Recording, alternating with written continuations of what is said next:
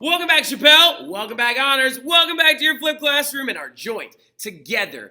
All a part of it, all about it, discussion about the French Revolution, right? We are continuing our discussion about the French Revolution, picking up where we left off in class today, talking about the escape attempt by the royals, right? So we talked about this today in class. We're talking about how the royals are going to attempt to try and escape following the civil constitution of the clergy, which was that big moment where they actually took all the money and land away from the First Estate to solve the immediate financial crisis. But we also talked about the Women's March on Versailles, right? Took a little bit of time to kind of dive deeper into that whole scenario, talk about the whole story, talk about how the two groups of women came together. Sheila, where you been at? And all this other different stuff, and how the royals were forced to return to Paris, right? And then we also took a little bit of time to talk about how the royals are going to attempt to escape, right? Now, they actually tried to attempt to get to a small city called Varennes, and in that city called Varennes, they actually tried to get there so they could get there long enough to get to an army and get to Austria. But unfortunately, the flight attempt would fail, right? They would fail miserably. Louis was recognized by his face on a coin and stuff like that, and it went miserably, and the royals would be dragged back to Paris, right? Well, the biggest thing, the biggest outcome about this failed flight attempt that the royals tried to escape from is that the people of France now feel like they have been abandoned, right? The people of France now feel like the royals, the king and the queen, Louis and Marie, and all their children included, now don't understand them, one, don't care about this revolution, two, and also that they disgustingly tried to attempt to escape while the revolution is going on, right? And so the thing about it is you got to remember, people like the Marquis de Lafayette supported the royals this entire time. But there are other members of the society that's now growing that is deciding to be like, you know what? We don't need these royals, the king and the queen. They're disgusting people that don't even want to be in our country for this revolution. We should get rid of them. Now, some of them, or some of these people like the Marquis de Lafayette, are saying, no, we've always had a king and queen. We should keep one. They're in the Declaration of the Rights of Man. We need them. And whereas people like these others that are growing up, and we'll talk a lot in this flip today about these other people, are like, we don't need a king and queen at all. We need a republic, and we need the king and queen's blood in the streets, right? So things are starting to get really intense because this failed flight attempt destroyed any remaining popularity that the French royals had, right? Louis, Marie, and all of their children have now proficiently embarrassed themselves to a point with this failed attempt to run away that now the Revolutionary Guard, the revolutionary people, and the revolutionary poor are so sick and tired and fed up with them that they're deciding, a lot of them, that they don't even want them around anymore, right? Now, the big thing about it, though, is as we're going on in this revolution, for a long time, the revolution was led almost purely by the National Assembly, right? So when we're looking at this thing, you got to understand, we are seeing the rise of some new groups, right? We're seeing some new groups pop up during the French Revolution that are starting to actually demand different ways and different functionality to how we should actually fix this revolution, right? Well, one of these new groups is going to be called the Sans-Culottes, which they've actually been there the whole time. They just have never had a name, right? So the thing about it, though, in general, is you got to remember at the very beginning of the revolution, the bourgeois basically ran the whole thing, right? The National Assembly that was formed at the Tennis Court Oath, those are all bourgeois members, right? They're all the wealthier of the Third Estate members that are educated and classically trained and can go to this meeting to try and solve the financial crisis. Well, the thing about it is that it seems to me, though, that it's probably not a lot of bourgeois members who are marching on Versailles. These women, these poissons, are working women that marched on Versailles. They're from the poorer classes, right? The people who stormed the Bastille, those are from the poorer classes, right? So the thing about it is this whole time that we've been referring to those people as leading up to this is this group called the mob, right? The mob of France and the mob of Paris and stuff like that. Well, at the beginning of the revolution, the bourgeois called themselves the National Assembly, and the mob did all the dirty work for them, right? They went and burned down the Bastille. They raided the Hotel des Invalides. They actually went and did all these different things. Well, the thing about it is after the failed flight, this mob is becoming self-aware, and they're like, you know what? There is not nearly enough violence or action in this revolution that I want, right? And the poorer people, the mob, is deciding that they want two things out of this revolution now. They are looking for more blood and they want more bread, right? They want to see people die and be executed for their crimes against the French people, and they want to be fed, right? Because they want simple, easy solutions. Well, the mob, as they begin to grow and actually begin to function, poorer members of the revolution who are actually pro-violence and pro-intense and pro-radical are calling themselves now the Sans Culottes, which is actually a hilarious name. It makes me really, really happy. So these right here are members of the Sans Culottes, right? You can see them right here wearing their red caps of liberty, wearing their tricolor cockades and stuff like that. But as you can see as well, their fashion and style and design is a little bit from the poorer echelons of society, right? These pants that they're wearing are very loose fitting. Well, the thing about this funny little name is that this name, Sans Culottes, literally means without pants, right? So like now they weren't running around like all Winnie the Pooh with just like one t-shirt on and no pants on. They actually wore loose-fitting trousers that working men would wear and stuff like that. Not these fancy pants that actually the bourgeois members wore that are actually known as like leggings or knickers at the time, K-I-N-I-C-K-E-R-S, right? So these like tight-fitting pants that rich people wore, they didn't wear those. So they were referred to themselves as the Sans Culottes, right? And what they are is they are the organized mob members, right? They're the radical revolutionaries that believe that they want to see more intensity, more blood, more over the top. They want executions and want the rich and the wealthy and the royals included to be punished for the things that they have done against France, right? So this is a little bit of a scary moment in France because we're seeing the division of ideas, right? Now this is really, really important because the key central idea at the very, very beginning of the French Revolution was we want change. We want fairness, we want equality before the law, we want Enlightenment era values, right? Well, the thing about it is like by 1791, for those of you who have been paying attention, the revolution's been going on for 2 years now, right? So people are starting to disagree on where we go from here, right? And so the big thing that's also beginning to happen is that not only are the poor people like organizing themselves into these Sans Culottes members that are very violent and very aggressive, but even the National Assembly, even the group that is pro-revolution is beginning to divide itself on how they believe things should be handled, right? What's getting up going down right now is you're seeing the rise of the clubs, right? Like so, and not clubs like these, right? Not clubs where everybody's around a disco ball and it's just like not clubs like that, okay? We're talking about clubs actually more like these, right? Clubs of organized free men and stuff like that that are getting together and deciding how they think the revolution should go, right? So the thing about it is you got to like kind of think about it like political parties, right? It's like political parties are beginning to rise up. And there's two key groups that you need to make sure you know. You got two of them, all right? You got two very different groups, but still two of them all the same. They start out as the Jacobins, and the other one is called the Girondins, right? And the way that they want to see the revolution go is the exact opposite from one another, okay? So the Jacobins, one, first and foremost, are the radical, the violent, the extreme, the intense, the over-the-top, right? They're the ones that believe that these uprisings by the Sans Culottes, that the Sans Culottes are right, that we should be actually punishing the nobles and executing them and getting after them and punishing people that actually disenfranchised France and put France in the situation where they had to have a revolution in the first place, right? But then you have the Girondins, right?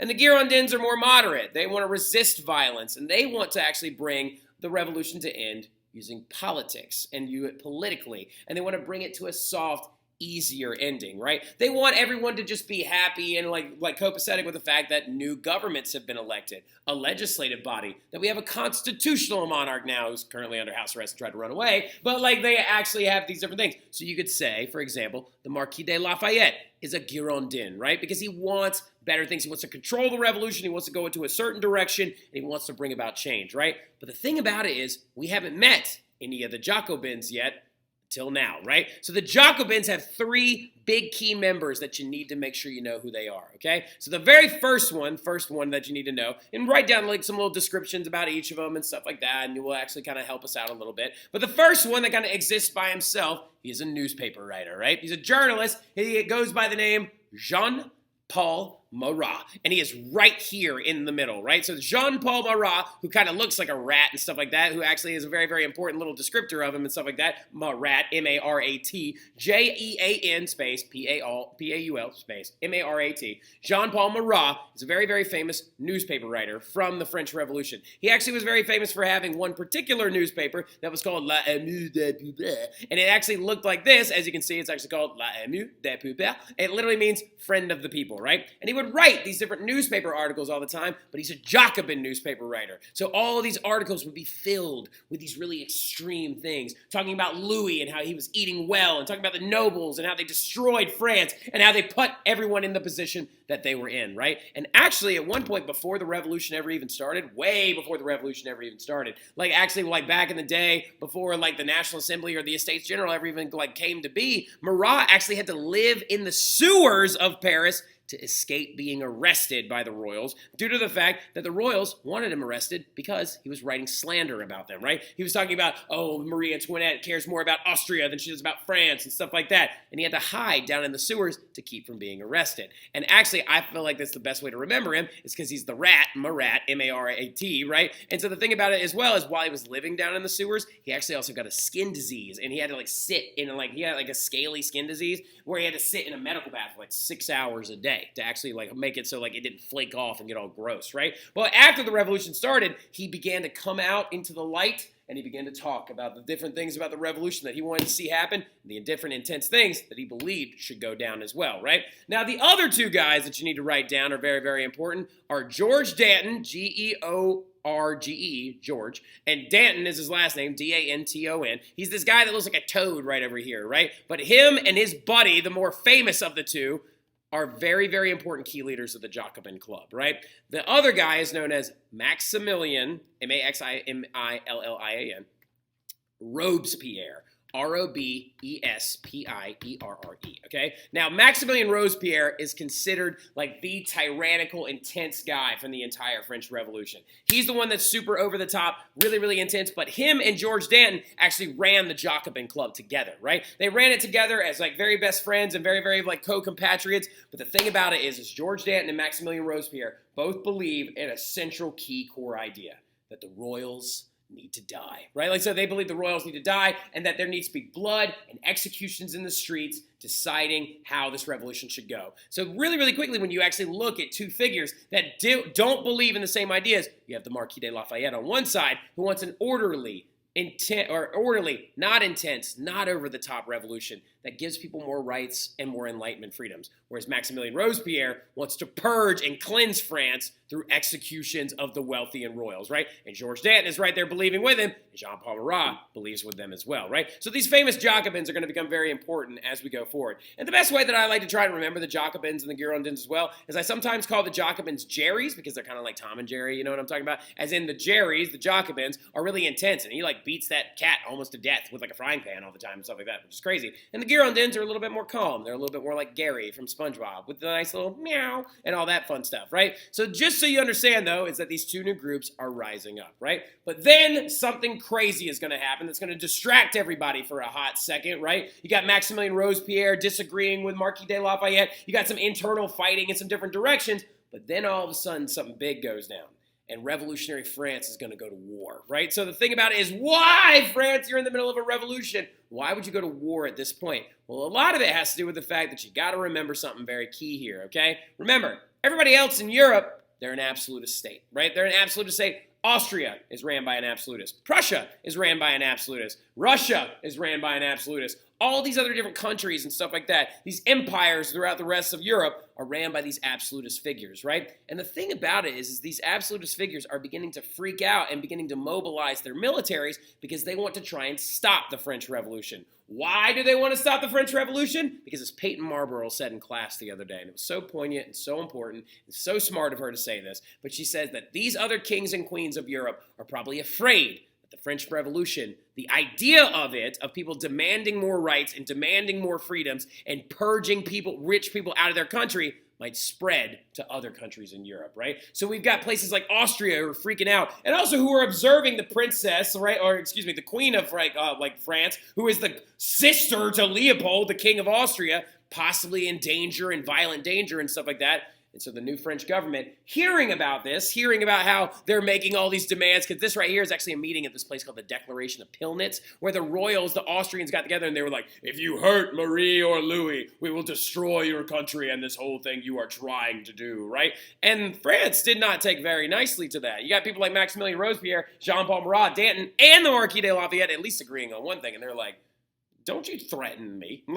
So what ends up happening is the French revolutionary government decides to get an army together, and they declare war on Austria for this slight, right? And so this ends up becoming the War of the First Coalition, right? Now, to give you a heads up, looking forward into the future, there are 7, count them, 7 wars of the coalitions, and France wins all of them but one. So something you need to understand, it's France you would think would be terrible at war by this point, right? You think like, oh, they're having a revolution. There's no way that this is going to go well. Well, what ended up happening, though, is they struggled early, but they came out as a massive underdog winner, right? And what is this going to do to French nationalism, right? And also, why is it called a coalition war, right? Well, it's because it wasn't just Austria versus France. It was Austria and Prussia joined together to fight against France, right? That is a coalition. A coalition is a group of people. It would be like if I was the revolutionary state and Mr. Madrano and Mr. Mathern joined forces together to come and fight me. They are the coalition, right? Just like Austria and Prussia did against France. But what is this going to do to French nationalism, right? Just to give you a heads up, nationalism is pride in your country, right? So what's going to happen here? Is the revolution going to simmer down and calm down and they're going to get to a more peaceful state? No, of course not. They're going to get so excited and turned up because they literally are winning a war as this new government, right? They're freaking out. They're flipping out. They're like, oh my God, we are awesome. We are fighting and winning wars. We got the king and queen under house arrest. They tried to run away and we caught them and all this other stuff. So what ends up going down though as well is you got some secret people in the background that are also growing their reputation. This guy right here becomes very important as we go forward. We looked at a picture of him in class, the Napoleon Plaza Shopping Center and stuff like that over on West Napoleon Avenue, which is right there, like parallel to Vets.